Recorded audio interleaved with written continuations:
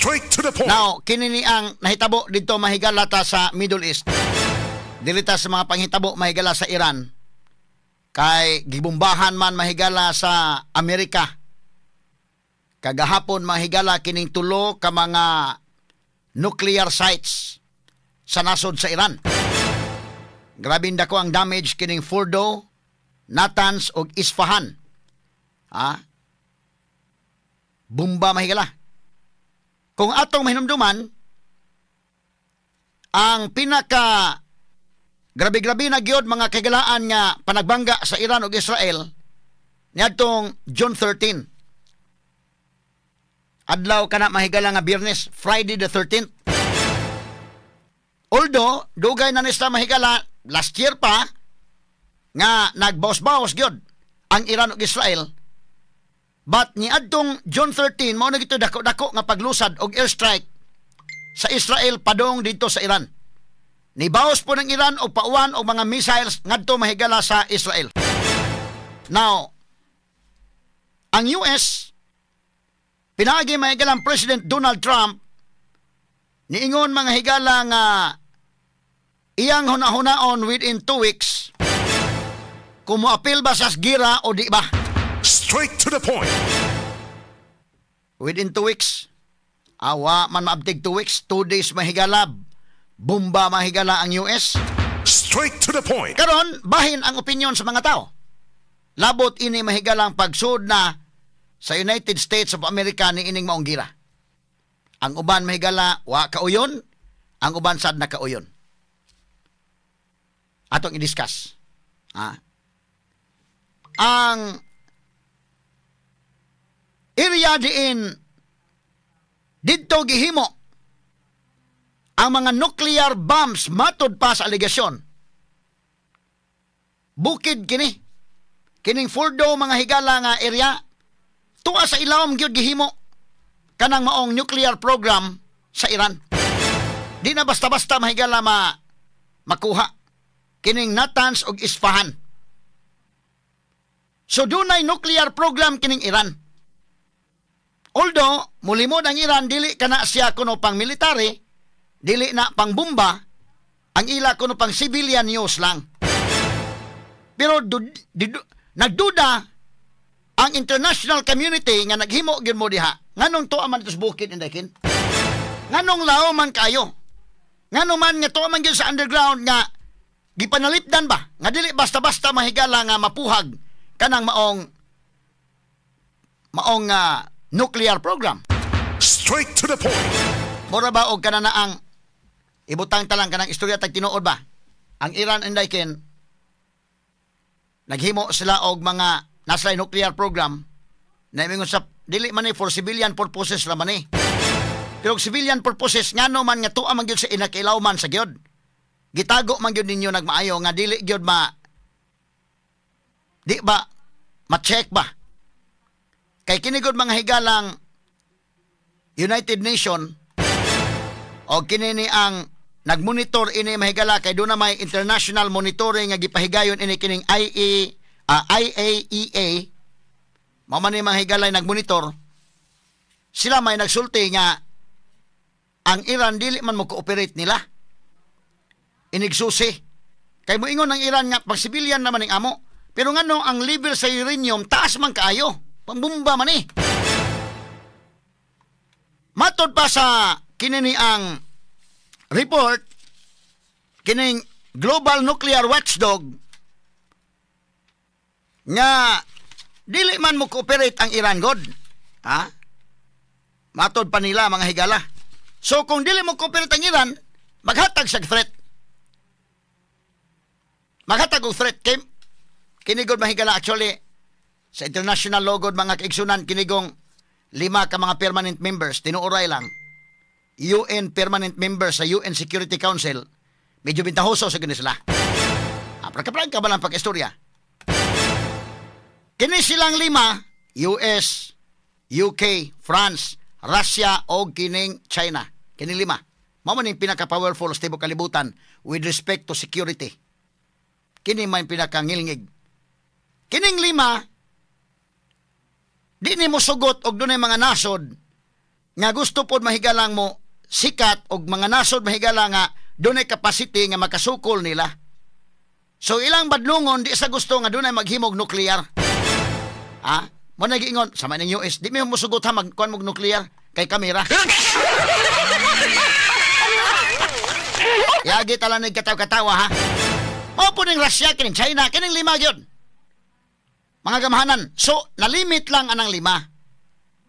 Kay mo man ay magka-powerful mga higalas nasod. Bumita nang dili basta-basta pag muarte ang Amerika, di po basta-basta kanang Russia o China nga mo ditso po nag-apil kay delikado man tayo ng kalakiha. Kana ra bang klasiyas bomba mahigala na, patay ra ba tanan astang ukok mamatay. Ato lang agi katawa ha. Kining Iran do na sila nuclear program mo nang highly monitored sila sa United Nations ngano naghimo mamuana. Niingon ng Iran dili man pang civilian purposes laman eh. Pero niingon mga higala ang monitoring watchdog nganong ang level of uranium kini bang ingredients indekin ba sa paghimog bomba nganong dili man pang civilian nang inyo pang bomba naman eh. Mao nay gibutyag niining Global Nuclear Watchdog. Ang dunay threat ani mga higala kining mga lima dunay di ni sa gustog na pailain nga mo himo diha og nuclear. Tanawa kana bitaw North Korea, napasagdan man ang North Korea. Di hawd ang North Korea. Napasagdan man sila, di nakahimo sila ila day. Tanawa ba? Kuya mo guni kung kitang tanan og wali mo badlong na nasagyod. Kitang tanan pulos maghimog nuclear. Na, dali ka matapos ng kalibutan ng kalakiha. Mo nang nalimit na lang na kanang lima na lang mo inaa. Kana tinuod bagina prangka-prangka pag istorya. Mamadlong sila, masuko sila maghimo mog inyo. Bahala kinarang wa mo inyo basta kami nay amo. So mo nang hawd sila sa tibuok kalibutan. Now, og muhimo ning uban sama ining Iran. Himo sa silang ila sama ining Israel. Musilos dayon kining lima ka mga permanent members sa UN Security Council. Unsa man kinsa man permanent members? Kini mga dagko, United States of America, United Kingdom, France, China o Russia. But doon na ni mga alay-alay. Doon na ni mga biases po sila ba? Ito mga nasod nga dapig nila. O man ay tinuod diha ba? Kini ang interest ini mahigala sama ining Amerika. Kadto bitang gubat mga kagalaan sa Iraq. Kinsa man toy dunay interest ato. Sama ining Iran. Ang dunay interest ini mahigala ang US. O buing kag interest sila dunay interest sa ani kay di sa gusto nga dunay laing nasod nga muhaod unya nga dunay moy nuclear bomb nga himuon. Threat ni sa security sa Amerika, threat ni sa security sa tibuok kalibutan. Amerika dunay interest ani. Mas labaw, mas immediate lang ang interest sa Israel. Nganong mas immediate pa nilang interest? Tungod kay doon na may proxy war nga nahitabo. Kining Hezbollah sa Lebanon, kining Hamas diri sa Gaza, og ang Houthis dito sa Yemen, og diapay Syria manghigala, sponsored by Iran man na. Ang Iran man mo ini train na nila. Ang ni-finance na ang Iran man. Salaktod ang Israel, nigubat sila sa Hamas, but ang likod sa Hamas kay bawas lang ang Iran. In fact, giangkon masagina sa Iran indekin. Straight to the point. Kanang mga bomba nga nakuha dito mahigala sa Israel, ang signature na mahigala Iran man. May bawaan mo gunan imo ang mga klase sa bomba asa man ni made in asa man ni. So salaktod ang Israel do na po interest sa Iran. But kanang US do na po ng interest sa Iran. Kaya di man na musugot ang US do na maghimo-himo daglain. Nga maghimo-himo mog bomba diha, maghimo mog mga weapons of mass destruction. Hinumdo mo, kadto bitaw si Saddam Hussein. Wa may apil ang Israel sa gira ato. Kinsa may nigira ato ang US. Nag-uban ang US ug ang Great Britain ilang gigubat mahigala ang Iraq. Kay di maminaw si Saddam nga duna say nagproduce siya og weapon of mass destruction. Straight to the point. Maman to'y rason nga nung ilang gibombahan tong Iraq. Kay gahi og ulo si Saddam. So karon wa na si Saddam, ang Iran naman say naghimo. Ang problema na ron, interest na sa US, kung kabantay mo, katibitaw si Qasem Soleimani, kisa may nagtira ito, ang US man. Itong gitirahan o drone mahigala. Patay ang ilang leader mga kaigalaan sa Iran. Nibaw sila mga higala. Pagbawas na, napalpak pong Iran pagbawas. Kaya naigo pa hinoon itong eroplano nga padong sa Ukraine. Daghang mga Iranian na nga matay. Kinamdo mo? During the presidency of Donald Trump, laom ni actually, kay dunay kalainan ang deal ni Barack Obama o ni Donald Trump. Mo na nahitabo ron. Now, dunay nuclear program ang Iran. Kana, klaro-klaro lang. Naa sa bukid gibutang mga higala, laom kayo ng ilang nuclear program mo nang ingon ang monitoring, dili man ni pang civilian inyo, military man ang inyong kalaki. So gustong susihon, transparent mo din ha. Actually, ang Iran sad kung buton naon guni mo, ngano man mong buot mo muna mo dili maghimo mi.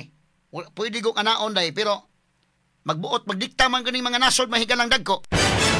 Di pamonitor mi din ha nga wa gyud mo maghimo. O nana mo nang duna sa deal mga higala, dunay mga kasabutan ng naa. Duna mga higala mga agreements nga naa diha. In fact, kini karong bag-o gani nag-meeting ni ang US ug ang Iran labot ini mahigalang nuclear deal. Pero man akong gigon interest ni sa US, but naunhan sila sa Israel kay dunay interest po ng Israel nga mas immediate kaysa interest sa US. Straight to the point. Wala prangka-prangkang pag-istorya mga higala. Now, lao man kini, the only country nga dunay capacity nga makakuha na, kahit lao man kayo ni mahigalang ilang gibutangan, labi na kini sa Fordo. Ang Iran bunker, mga 80 meters ang gilawmon. Tuwa sa ilawom sa yuta. Murabag kuan dito sa ilawom, tuwa ditong pabrika, indakin. Ilang nuclear program. Di na basta-basta makuha lang og bombahan sa Israel. Nibomba man ang Israel og mga area dito. Malangan gina kay ngano, wala may capacity ang Israel. Ang dunay capacity na sa tibok kalibutan US ra. Mo nang gigamitan sa US og kini ni ang B2 bomber. Kini ni ang B2 bombers may gala gigamit, bunker boosters mga tumahok. Mo ni ilang gigamit. Kining eroplanoha Kining eroplanoha mura lang gini mahigalag. Og di ka kuan nga ilang gipalupad ni mga kaigsoon, dako kay ning eroplanoha mahigala. Mura lang gini sa isda bitang pagi, Ikata-katawa ta lang ni murag stingray bitaw dai. Na, stingray nga nilupad, no? But kini siya nga matang sa eroplano, bomber, dako kay ni nga eroplano. Muna kung makabantay mo, doon na sa escort. Pero kini inigtagak sa bomba mga higala ana. Accurate ra ba yung pagkatagaka asa dapit ang kuan ba? Patay aning astang ukok mamatay. B2 stealth bomber, mao ni ang gigamit nila mga sukid tigpaminaw. Unya kinig maglupad ni mga kaigalaan. Tanawa ra gud names doon na ba kay picture ni names nga maglupad ni siya padung ni mo bomba dunay escort nga mga eroplano anisad nga mga fighter jets. Nganong escortan man Kani ang bomber dunay escort. Kay kanang bomber gud mura mo nag-cargo plane. 5 ka anak kab bugat ko ng bomba nga gidaday. Ang bomba nga gida mga higala kining ilang gi tagak yo kani mo ni mga higala sa akong gipakita sa kuan ha. Kini ni ang mo ni ang formation murag mag triangle formation ba. Usaray bomber ana kining uban capable man na og refueling didto sa taas. Unya dunay mga fighter jets nga mag-escort niya. Kay kinigod og panalitan i-attack na dito sa kahanginan. Kining klasiya sa eroplano i-attack sa kahanginan di kabaos dito. Kusog ni mo bomba sa ubos. Pero i-attack na dito di man nakatambling-tambling kay mura man nag-cargo plane. So mo nang dunay escort nga mga fighter jets, di na basta-basta maduol nimo og dito sa taas. Di na basta-basta maduol kay tungod mga kaigalaan nga dunay mga fighter jets nga nag-escort. Escortan og fighter jet kay kung atakihon na sa dito sa taas dili man na makabaos. Di man na makatambling-tambling. Mura man nag-cargo plane. Liman ka na indakin nga ang karga ana 30,000 pounds mga higala nga kwan. Kini ni ang 30,000 pounds mga higala or 13,000 kilograms nga bomba. Makapenetrate ka ng bombaha og 200 feet or 60 meters ang gilabmon sa yuta nga bunker mga higala. Ang dunay capacity ng US ra. Pero mo na pangutana ron, nakaabot ba ginito sa area gyud kaha sa gibombahan kay 80 meters man tong ilang gi kalawmon. Ba't kini mahigala kutob naman 60 meters? Ambot ka kung sa'yo natabo ginito kay mingos Trump mahigala bungkag man gyud. Successful man gyud. Ang ilang pagbomba tingali og usa ka bomba gipunan paglain pang bomba. Mo ni ang bunker booster mahigala sa US nga makapenetrate og bunker katong mga tuwa sa ilawom gyud mga sukit tigpaminaw. Way lain nga military nga makahimo ana. Straight to the point. Ang Amerika ra mahigala. Kita kang nilupad ani mong eroplano mga sukit tigpaminaw porbida. So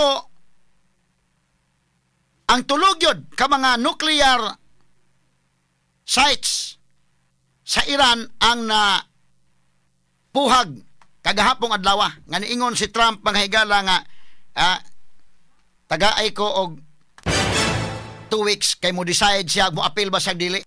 Straight to the point. Pero kaning 2 weeks ang giingon day kay nga ako pasabot ba nga kanang 2 weeks ba taas ra lang 2 weeks. Within 2 weeks nga mo decide ko. So within 2 days ni decide mas Trump mga kaigalaan nga ni appeal siya ining maong gubat. Kay iyang giingon sud ban sa 2 weeks. Ang pangutana ron kinabahin man ang opinyon sa mga tao. Kinsay sadaan ni ron. Ang uban mahigalan ni basol nga nganong ni appeal ang Amerika. Ang uban sa ningon natural maapil ang Amerika ana kay ila man ang interest. Ato ning klarohon na dugang discussion unya. Kanang nahitabo sa Iraq nga gibombahan mahigala ni surrender gud namatay gud Saddam Hussein. Interest to sa US, interest to mahigala sa Great Britain nga ila mahigalang bungkagon tong Iraq tungod ka naghimo si Saddam og weapon of mass destruction. Straight to the point. Wa mapil Israel adto. Ang kini karong sa Iran interest gyapon ni sa US. Pero ang Israel dunay interest nga mas urgent kaysa interest sa US. Mo nang niuna ang Israel mahigalag attack June 13. Straight to the point. Kay mas urgent man ang ilang interest, doon na mas lay problema sa Iran. Threat ang Iran sa nga mohimo og nuclear bombs pero di pa man immediate. Ang Israel immediate man kay kanang nuclear bombs kung mahimo na ari man na gamiton sa Israel day. Di dunay interest ang Israel nga mas urgent kaysa interest sa US. Straight to the point. Ang ato ning padayonon mahigalag discuss unya taud-taod kay kini ni ang unsa man ning kang Donald Trump nasakto ba ning iya or na dili sakto? Kini ba mahigalang pag-apil sa Amerika aron nga mahumana ang gira or mo escalate na hino ng gira? Akong tan-aw ani parihan ni yang tubag itong pagkamatay ni Qasem Soleimani dayken. Katos Qasem Soleimani ang leader usab gihapon sa Iran nga gitirahan og drone unsa may tubag ni Trump wa nako tirahi si Soleimani aron mosugod ang gira aron mahimong pabilos gira gitirahan aron nga mawa ng gira kay siyang tawhana mao to manghigalay utok diha sa Middle East ug daghay pamatay mahigala nga mga American soldiers ato niya. Straight to the point. Mo to'y tinubagan ni Trump. Ang karon unsa may tubag ni Trump ani karon? Masabot ba nato nga sad-an ang Amerika ani or dili? Bahin ang tao. Alang mahigala sa mga nasuko daan sa Amerika o sad-an ang Amerika. Alang adto mahigala mga tao nga nasuko sa Israel da sad-an ang Amerika. Alang mahigala adtong mga tao nga kinini ang moingon sila nga makahatag ni hinuon ni maka-escalate sa gira da di ni maong gihimo sa Amerika. Pero katong dapig sa Israel o dapig sa Amerika moingon sa nasakto na kay nga kanus aman nimo badlongon ang Iran unyag mahumana naa na gyud naanatanan ang ilang mga nuclear weapons. O malangan-langan pa ni og badlong mga higala, delikado ulahi na ang tanan unya. Straight to the point. Ikaduha, mingon, why sa ang Amerika? Kay kanang Amerika ni himo ra na sila ni badlong ra sa ilang gihimo ang angay lang buhaton. Sunod og mingon, mahimo man nga kanang gira sa Israel og Iran. Mutan-aw lang ang Amerika ana. Do na may mutual defense treaty ang US o ang Israel. So gigira ang Israel sa Hezbollah, Hamas o ingon man sa Houthis, okay lang, tanaw lang US. Pero ang iyang kontra Iran ni apil mga higala kay mi-invoke og Mutual Defense Treaty. Question ana, sadaan ba ang US? Muna dakong pangutana. Straight to the point. Example day, Pilipinas versus China. O tirahan tas China panalitan. Okay lang tanaw ang US. Pero og moingon nga mo invoke me og Mutual Defense Treaty og mo laban ang US sa Pilipinas, mutiras China. Sadaan ba ang US? Munay question mga higalan dako, ha? Kung mo invoke nga naman may Mutual Defense Treaty gihilabtan man mi diri.